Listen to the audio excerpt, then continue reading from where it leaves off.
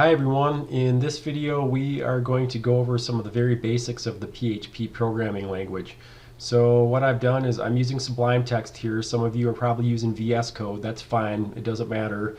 But what I've done is I opened up our doc root directory. Now when we installed XAMPP, we created our own doc root folder and configured the Apache server to use a folder called doc root as its root directory. And then at some point we should have put our advanced web dev folder inside of it. So I'm going to open that folder up here, and then we have some JavaScript sample code. So that's what the JS folder is for. And then we also should have created a PHP folder within there, and that's where the starter code for this activity goes. You might have another PHP file in here that you're not seeing here, but you want to download the PHP Basics file. And here it is right here. Here's what the code looks like, and here's where we're going to get started. Now, before you can run PHP, you need to make sure that you've got the Apache web server started.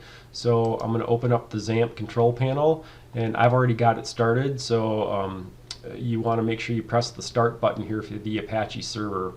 And then the other thing that you want to do here is let's just open up a browser and navigate to the, here's what you should see. Now notice the URL here. You have to go through localhost. So make sure you load this page in the browser and go to localhost, and if you put your files in the same place as I did, your path should look just like this here.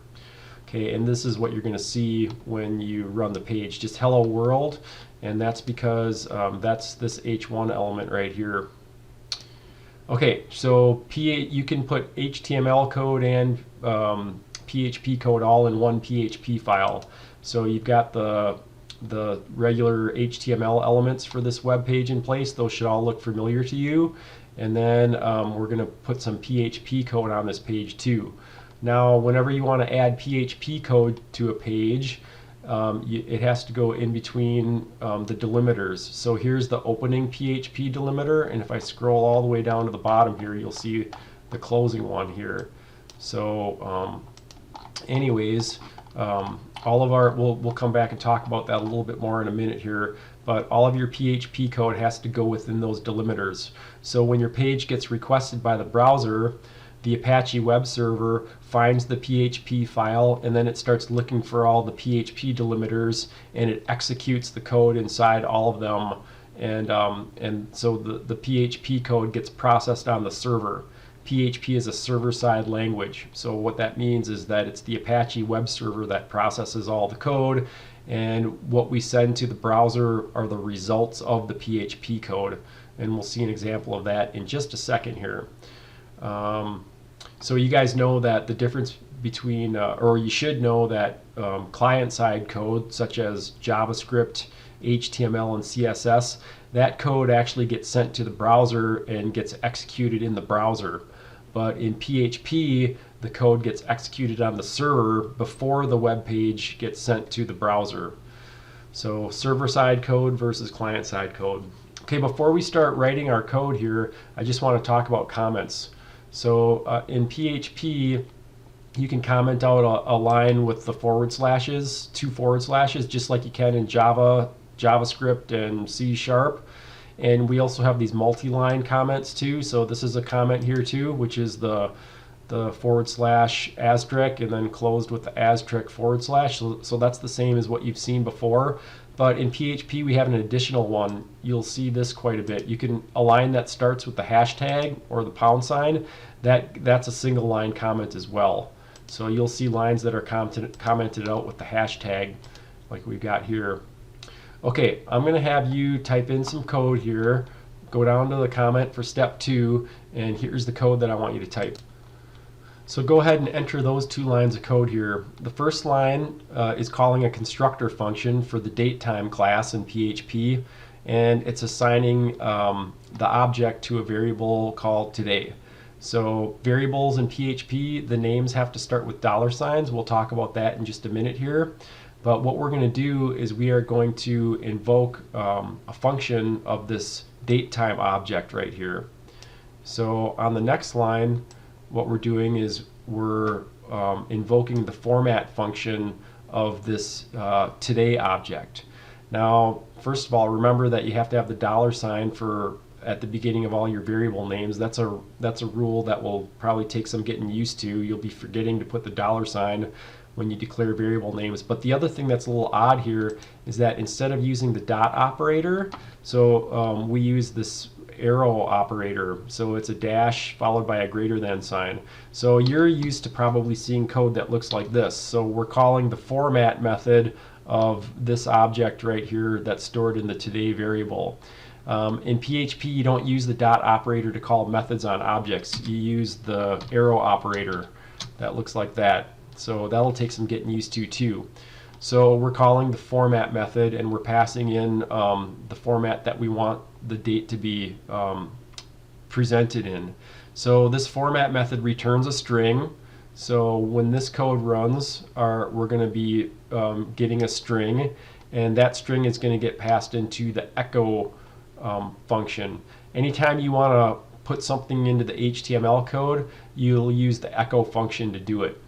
So let's not worry about this code sample too much. Just type it in, eyeball it really good, and then save your page and run it in the browser. And I wanted to put this in here to show you how server-side code works here. So save your changes, Alt-Tab back over to the browser here, and go ahead and hit refresh. And there we go. So here's the result of our PHP code. Now you guys know that if you view the page source, you can look at the JavaScript and CSS code and HTML code, because remember, that's client-side code. That code gets sent to the browser, and the browser executes it. So I could actually, if we were including a JavaScript file, I could look at the code for it. And I can see all the HTML code here too. Now I've got a broken link here to a style sheet, so this is not going to go anywhere. But if we had this style sheet in place, I could look at the CSS code too. So remember, in client-side languages like HTML, CSS, and JavaScript, the code actually gets sent to the client, the browser, to be run. So you can actually see all that code in the browser. But with PHP, all we see is the results of the PHP code. So here's what we echoed out. That's the date that's formatted in a particular format. I can't see the PHP code from the browser, and that's because it's the server that processes the PHP code, and it just includes the result of the PHP code. So here's the result of our PHP code. We echoed out a string, but the actual code you can't see from the browser. The actual code that we did to get that output is right here. So there is a big difference between server-side code and client-side code. Okay, moving on to step 3 here. What I wanted to show, now I don't think you need to worry about this at this point, but if you ever run into a situation where you can't see any errors but your code's not working, you might want to include these 2 lines of PHP code right at the top of your PHP code. Now we don't have to worry about this right now, because the way XAMPP comes set up is all the errors are going to be displayed automatically. But if you do run into a situation where you're not seeing error messages, you might want to make these 2 function calls and put them right near the top of your PHP code. And what that'll do is that'll display all error messages. So this first function call says to display all errors, and it's turning it on by passing in 1 as a parameter.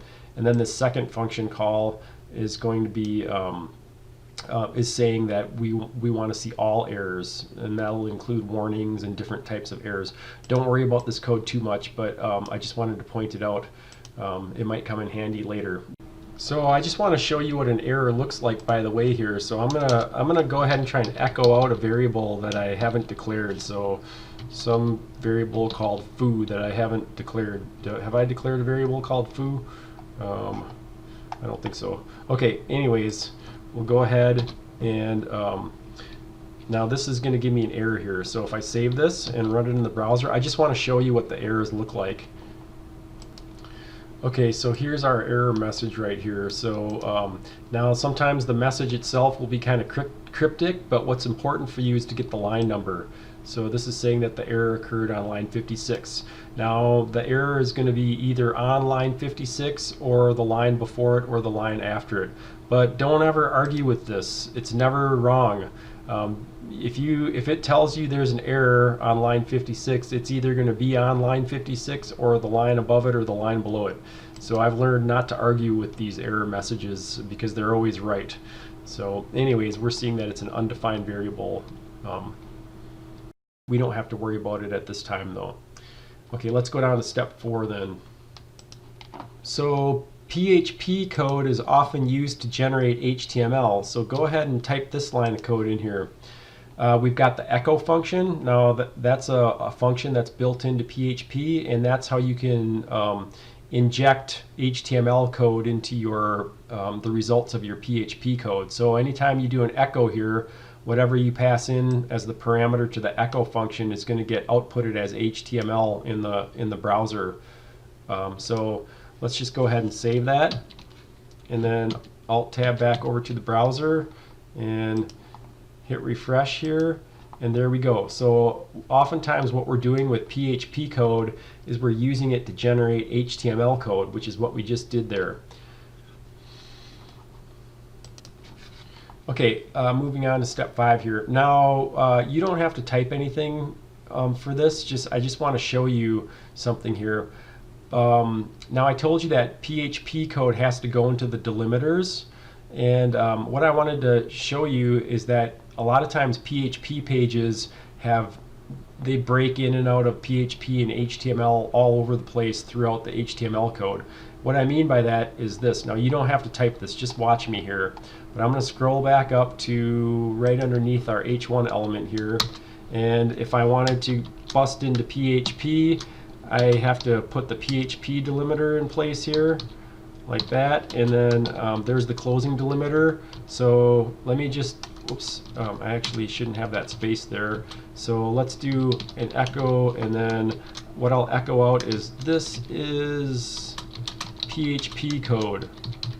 Okay, so what you'll find is, so what I've done here is I've gone from HTML code to PHP code right here. So this is just going to do an echo and inject that into the HTML, and you'll see this a lot in PHP. So you might see little one-liners that just echo something out, spread out all over within the HTML of your page. Now that's what we call spaghetti code. If we sprinkle PHP all over the HTML. And that's been thought of as a bad thing in general, but in PHP it's okay to do that. So that's actually what PHP was built for. It was built for mixing PHP code with your HTML code. So anyways, that's what spaghetti code is, and you have to learn to like it when you become a PHP programmer. I'm just going to go ahead and get rid of this line because we don't need it. And then let's go back down to our code here. So that takes us to step 6, variables. Okay, go ahead and type in this code here. So we're declaring 2 variables here. Now I mentioned this before, but in PHP all your variable names have to start with a $sign. So that'll take you some getting used to. So here I've got 2 variables. My var is set equal to a value of Bob, and it's a string. And then my other var is set to a value of Smith. Now notice PHP is a loosely typed language. I don't have to specify the data type that this string is containing like I do in Java. So it's more like JavaScript, where you don't have to declare the data types of your variables. The other thing I want to point out is that we're used to using camel case for our variable names, and you can do that in PHP, but what's more common in PHP is that you, instead of using camel case, you use underscores. So your variable names would be all lowercase letters, and to separate the words you use underscores. So you can use camel case, but the convention seems to be this approach, using all lowercase letters and underscores. Okay, do we want to echo out those variables? I suppose we don't need to. Let's move on to step 7. But that's how you declare variables in PHP. So here, step 7, we're going to talk about string concatenation. So here's the code that you should type in here.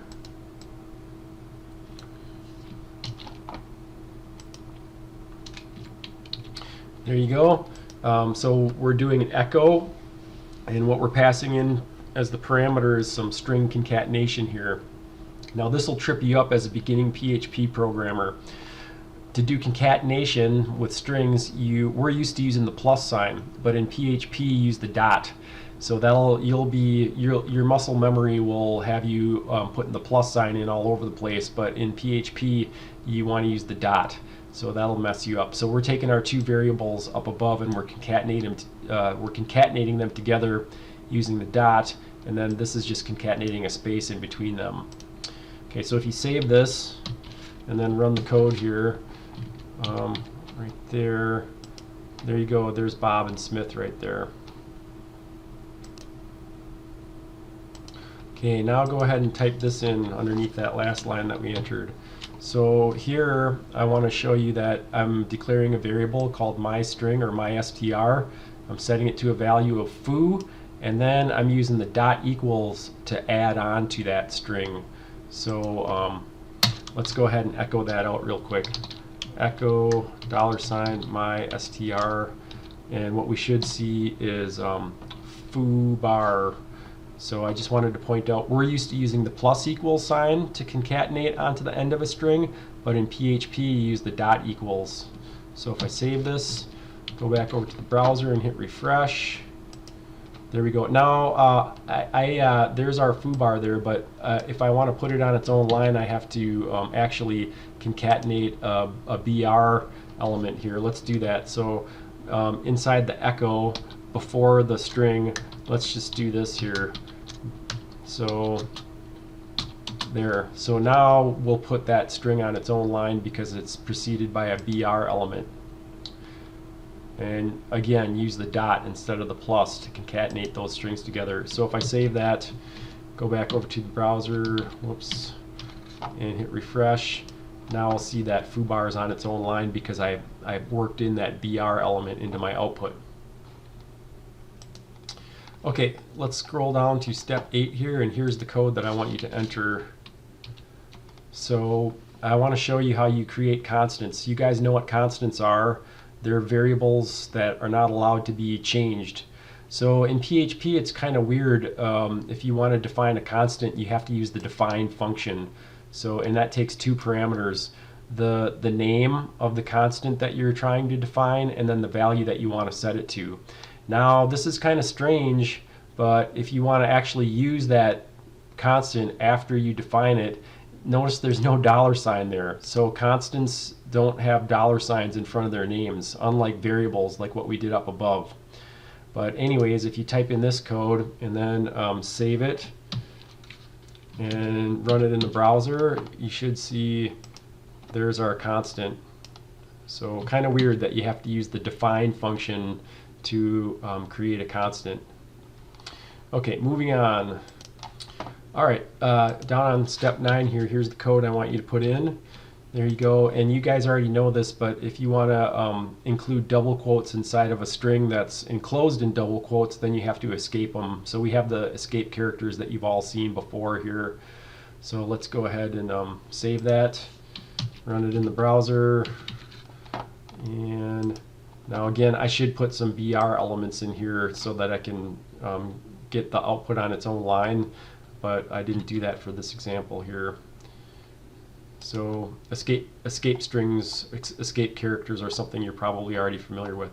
Okay, step 10, variable interpolation. This is a good one. Here's the code that I want you to type.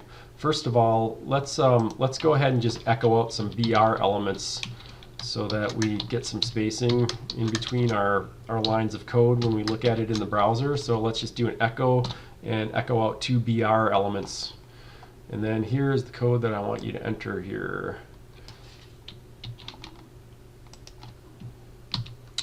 There you go. So what we're doing is we're creating a variable called sumVar and setting it equal to the string blah. And we're doing an echo here. And now what I want you to notice here is that we're using double quotation marks for this echo. And then for this one down here, we're using single quotation marks.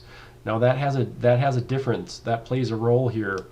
If you use double quotation marks when you're working with strings, then if you mention a variable inside of that string, it's going to get interpolated. And what that means is it's going to get evaluated to the value that's being contained by that variable. If you use single quotes here, like we're doing on this line, then it's not going to evaluate those variables. So go ahead and type in that code and then save the changes and go back over to the browser and hit refresh here. And look at, here's our first echo. The variable got evaluated to its value, blah. And remember, we were using double quotes around this for this echo. For the second echo, we use single quotes, but look at what that gives us. So it just puts the variable name in there. So the variable didn't get evaluated. It just showed us exactly what we typed into the echo right there. So variable interpolation is nice and handy. You just have to remember that you want to use double quotes if you want to use variable interpolation. You can't use it in all cases. There's some gotchas, but we'll talk about those later. Okay, let's go down to the comment for step 11 here, and I'm going to have you type in this code here. Now this should look very familiar to you because it's the same as Java or JavaScript or even C#. But what I've got here are two variables, rich and famous. Rich is true, famous is false. And I just wanted to show you an if statement here, and they work the same way. So if they're both true, then we echo out congrats. Otherwise, we'll echo out hopefully you're either rich or famous. So go ahead and type in that code and run it in the browser. And then let's move on to step 12 here. Okay, there are tons and tons of built-in functions in PHP, and that's what makes it such a powerful language. Is there's so many functions that do a lot of work for you. We'll just talk about this one, the empty function here. So one of the great things about PHP is all of these functions that you can use at your fingertips. But one of the things that's tricky about PHP is you have to know about all these functions, and that just takes time. But there's probably thousands of functions in PHP that you can use to do all sorts of things. So let me give you an example of the empty one right here. So I'm gonna, this is the code that I want you to type in right there like that. So I've got a variable called x, $x, and it's set to an empty string. So this empty function right here returns true or false if the variable that you pass into it is containing an empty string. It returns true. Otherwise, it returns false. So if you type in this code and run it in the browser, you should see that x is empty. And again, we're not putting all these BR elements into our page, so all of your output might run all together on one line. So you can go ahead and work in BR elements if you want to make your output nice and neat when you look at the page in the browser. So anyways, we'll explore lots and lots of functions in PHP because there's many of them. Okay, one last thing here. Now in PHP, variables that you declare outside of any function are global. So some languages like Java and C# really don't have truly global variables. But if I declare a variable that's not within a function, that variable is going to be available throughout my whole entire application. It's going to be so even other PHP files will be able to see this variable if they're included in my code here. But anyways, let's just go ahead and declare a variable. So this is the code I want you to put in here, right here like this. So we've got a variable called sumGlobal. Remember, if it's not defined inside of a function, it's a global variable. But if a variable is defined inside of a function, it's a local variable. So anyways, let's go ahead and enter this function here. So go ahead and copy this code here. So to declare a function in PHP, you start with the function keyword. This is just like JavaScript. Then the function name, and then the parentheses, and then the curly braces, and then all of the code inside the body of the function goes between those curly braces. So go ahead and type in this code. But what I wanted to show you is that if you want to use a global variable from within the body of a function, you have to add a line that looks like this. So this won't work. If I wanted to use this variable up above inside my function, then I have to register it as a global variable. Kind of weird, but anyways, to do that, you type in the global keyword and then the name of the global variable that you wish to use. And then I can go ahead and use it in my code here. Okay, now ironically, you don't have to register constants. Those are just available anywhere. And I don't know why that is, but I don't have to register this constant that we defined earlier to use it from within this function. But that's just the nature of constants in PHP. But if you want to use a variable that you've defined as a global variable, then you do have to register it inside of your function if you want to use it inside the function.